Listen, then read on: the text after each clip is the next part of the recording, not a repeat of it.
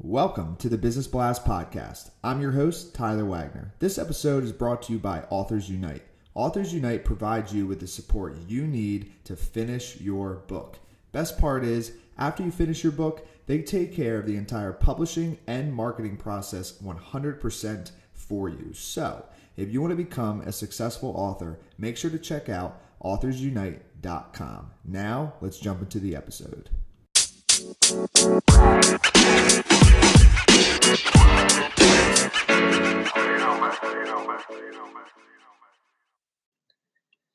All right, everyone. Welcome back to another episode of the Business Blast Podcast. I'm your host, Tyler Wagner. Today I have Natalie Biesel with us. She helps women business owners with the mindset and habits of being a successful entrepreneur. So welcome to the show. Thank you so much, Tyler. Happy to be here. Of course. Grateful to have you on. We'll jump into the first one, Natalie. The first question I have for you is, what is the best story from your life that has an underlying valuable message?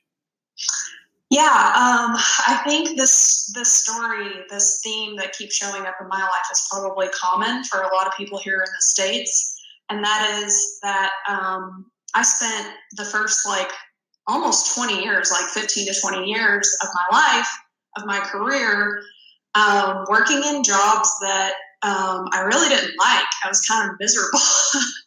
And that's because, I'm a result of a culture and even my parents who said to me, just like they probably said to you, I need to find a career that makes money, right?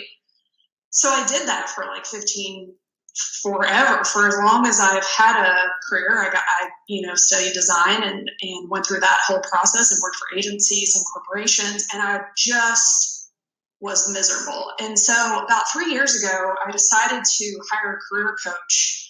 And whenever I was talking to her, I was just like, I have to do something else. I have to do something on my own. I just hate working for other people. I'm just tired of it. Cannot work for one more awful boss. I'm done.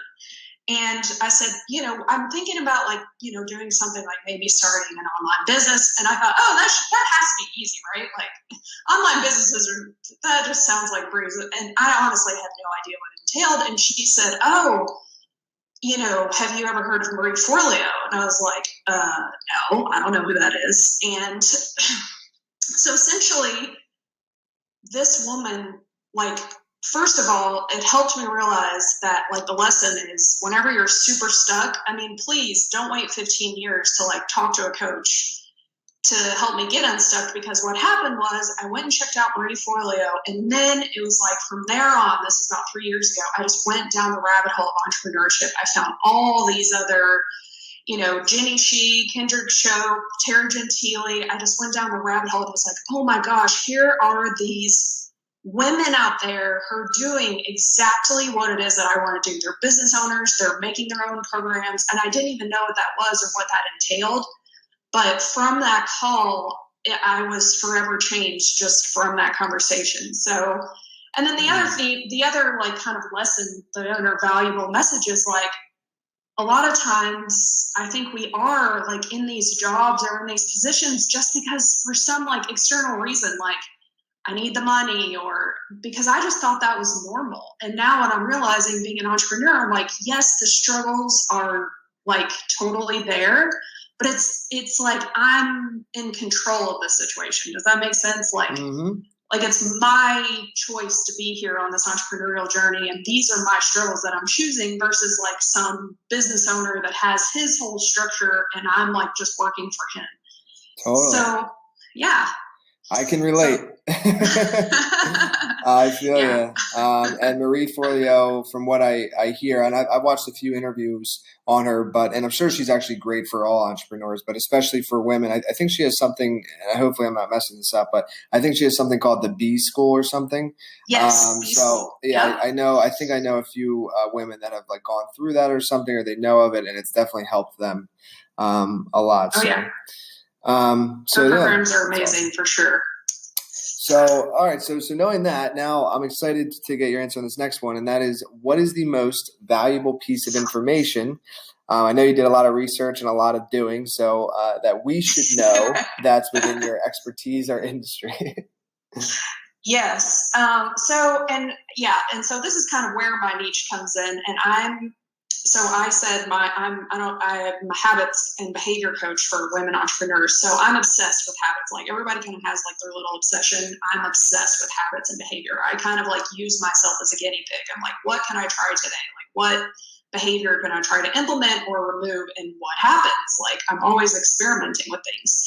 So the one like secret that I want to share with everyone is you are a product of your habits. And what that means is the results that you have in your life, the business results, the money, the actions that you take, the way that you feel, everything that most of us are driven, and we don't even realize this, by our habits. And so once you start to take a step back and see, like, even all the way down to the way that you think and the way that you subconsciously react to situations, everything, from very surface level to deeply ingrained, is habit.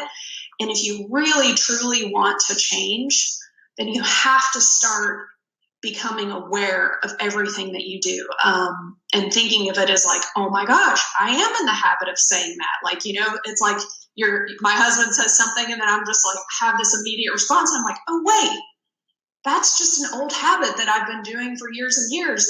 And I'm not sure if it serves me anymore. So once you start to realize that these habits are everywhere and that you have the ability to change them and tweak them and start using them to your advantage, it can really be a game changer for sure. And what's your best piece of overall business advice, so not necessarily industry specific? Yeah, so this is kind of related to the habits. So like getting in the habit of taking care of you. I mean, the reason why you want to get in the habit of it is because then it just becomes automatic. So if everything is a product of your habit, okay, use that to your advantage. What I recommend for most people is you start a morning routine or something where you get up, you spend 15 minutes. It doesn't have to be hours and hours on yourself. Maybe it's exercise, maybe it's mental, spiritual, whatever like gets you going in the morning. Maybe it's yoga, maybe it's a workout, whatever it is for you. And whenever you start to do that every single day, like what I found truly, really, truly is that you wake up, you've got the most energy, you feel like, yes, you've got that, that self-talk. Instead of it being negative, it's like, damn girl, you did that. You did do that 20 minutes, like you did exercise today. So and that just creates a positive ripple effect. So it's not really typical business advice, but what's going to happen is that is going, all those positive, like goodies from starting your day with self-care morning routine are going to totally affect your business in the long run, short term and long term, I would add. Yeah, I couldn't agree more. What I found too with like your morning routine, like it's actually, and this is just for me, but I think it works for other people as well. Is like small wins lead to bigger wins throughout the day. So even if it's just like not pressing the snooze, like getting up on the first alarm, or even if you don't use an alarm, just like getting up right away, brushing your teeth, and it's just like these small little things end up turning into like these bigger wins where like you end up writing, you're writing a book or something. You end up putting like 2 hours of pure focus time, and it all started because you got up when you were supposed to get up, you brushed your teeth, and you did all the little things. And it's just like, it's like an effect in the brain or something where it's just like each little win, it like puts you on a roll, and then you just like finish the day strong. So yes, I love that. And there's actually a term for it. They call it the domino effect. So like think about your first domino as brushing your teeth, and then all of the other pieces just happen. It's almost becomes effortless because you can't help but do the thing because you just did the thing before and now you're in the habit. So it just exponentially, it's like it definitely has that domino effect like you mentioned, for sure. So now if we go back to your younger days, if you could give your younger self one piece of advice, what would that be? Oh yes, I love this question. And I swear, if I'm around an 18-year-old, I'm like, get over here, let me tell you. Like, let me give you some unsolicited advice. I love this question because I would totally tell myself, like, do not go to college. I mean, come on, let's be honest. How many 18-year-olds know what the hell they want to do when you're 18? Like, hardly anyone. And, I just think it's crazy what we do here. We put all this money and expectation into an 18-year-old, like, go to college and pick out your major and spend hundreds of thousands of dollars and be in debt. No way. I think that like, as an 18-year-old, you should definitely, like, I would tell my younger self, like, skip going to college, go travel for a couple of years, figure out yourself, explore the world, and then you're going to come back. Not only you're going to come back wiser, stronger, more capable, but you're also going to know yourself more than you've ever, you finally like are going to know, because at 18, you've been living with your parents your whole life. You really don't know even anything about yourself. So like, get to know yourself, find out what you like, then go study whatever it is. And even though my husband is a college professor and I would never tell him this, like, it's a big decision going to college. That's a lot of money to take on. And I think they give out loans like candy, like, hey, you want a $20,000 loan? Here you go. And as an 18-year-old, you have no idea what that means financially for you. And that just pains me when I see students in so much debt at such a young age. So it's like, skip that, take a minute, go figure out what you want, and then come back ready to learn with whatever it is that, you're interested in. Sorry, I could definitely go on and on about that one, but No, yeah, I actually ended up dropping out of school. So yeah, we'll make sure your husband does not hear this episode. Yeah, he won't listen to this. So kind of a little bit of a different path. In your opinion, what is the key to happiness? Yeah, I love this question as well, because I honestly think that we can choose to be happy. And the cool thing about choosing to be happy is that, yes, it's hard. It's like one of those things that sounds cliche, but like, even if you're having a shitty day and you've got the flu and you're in bed, like there's always like something that you can pick apart in all the, the crap. And you're like, oh man, got the flu, feel like crap. But hey, my best friend showed up and like brought me my favorite like noodle soup from the Vietnamese place. Or, it was really cool how I got to like, I used to, when I hated my corporate job, I was like grateful for a sick day, because I'm like, yes, I don't have to work today. Like, I'm not saying like be, over the top, but there are just like, there's always like some sort of silver lining. And I think when you get back, bringing it back to habits, like you start getting in the habit of just looking at every situation and seeing like, what is the one positive thing about this? Now you're training your brain to focus on that instead of waiting for the external thing to happen for you to be happy. Like, oh, when I have that one house that I want, I'll be happy. But until then, I'm going to be like angry. Like, that doesn't make any sense, like practice being happy now, so that when you have those external events, you're like, well, you know what? I'm already like, I'm good. But yeah, this helps. But it's not like, it's not like you haven't been miserable waiting for that thing to happen. Does that make sense? It does. And what I also, not to take away from what you said, but what I also picked up on is that you like pho soup.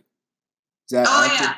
Oh yeah. And it just got cold here, and I'm like really excited about going to my favorite Vietnamese restaurant. So now that I brought it up, I'm gonna have to go. Yeah, that soup is unbelievable, out of the park. So let's just say that if we have not figured out the key to happiness, that soup might be it. I agree. Food is one of my top like 5 things that make me happy in this world. So. Me too. I'm with you. So the next one I have for you is, what is the best book that you've read, and what was the number one thing you learned from that? Yeah, so I just read this book this year. It's called Barking to the Choir. And this is the best book that I've read in a long time, seriously. It's a true story about this gang intervention center in LA led by Greg Boyle. And he's this like Jesuit priest. And he's got this, community center where the most hardcore of these lifelong like gang members come to like go and have community and go to school and to be like have totally their lives transformed. And he transforms them into these like compassionate, human beings who are highly functional and who get to go back into society. And it is, I mean, it's gut wrenching. It's hilarious. You'll laugh, you'll cry, everything in between. You'll be, and the big, you know, it's really like pinpointing a group that's totally on the margins of society. And the thing that the book, like the biggest lesson that I took away from the book, and why I think everyone should read it, is because you really shouldn't assume, you know, whenever you're going to like stereotype about a gang member. I had no idea like what those kids had gone through, like how they had been raised in these gangs and abused and beaten and abandoned and just suffered years and years of abuse. And so, like, you can't just look at a gang member and go, oh, they're making all these, you know, it's like everyone has a story. Everyone is going through something.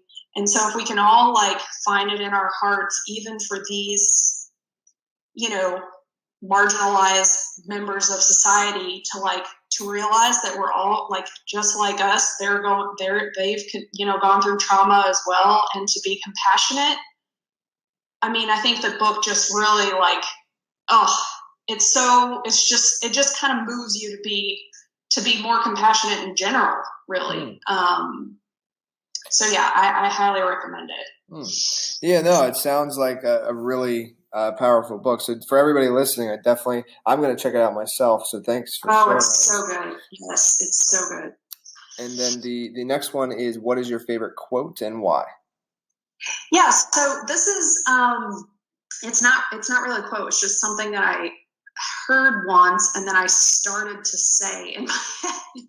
So I don't know what you would call it, but it's, when I take care of myself, energy flows. And I guess it makes sense that I help people with self-care and kind of working on the inner work, because what I've realized is, you know, no matter what's going on, like I mentioned earlier, no matter what external circumstances, when I take the time, make some time for myself, go get that nice meal, like, you know, do a yoga sequence, or just get some alone time, or like dive into a book that's really enjoyable, or a good story, or whatever it is. Like, I think that we, you know, sometimes we judge ourselves or feel like we shouldn't take the time, but when you take that time, energy can flow. It's like it goes from being stuck and you're frustrated and overwhelmed to like, oh, okay, this is now workable. It's more manageable after you take care of yourself. So I truly believe that self-care is key. Yes. Thank you so much for coming on. The last one I have for you before we let you go is, where's the best place for people to find you online? Oh yeah, cool. So my website is herhabits.com, and yeah, come see me over there. Awesome. Thanks for coming on. All right. Thank you so much, Tyler. The podcast you just heard was published with Anchor. Got something you want to say to the creator of this show? Send them a voice message using the Anchor app, free for iOS and Android.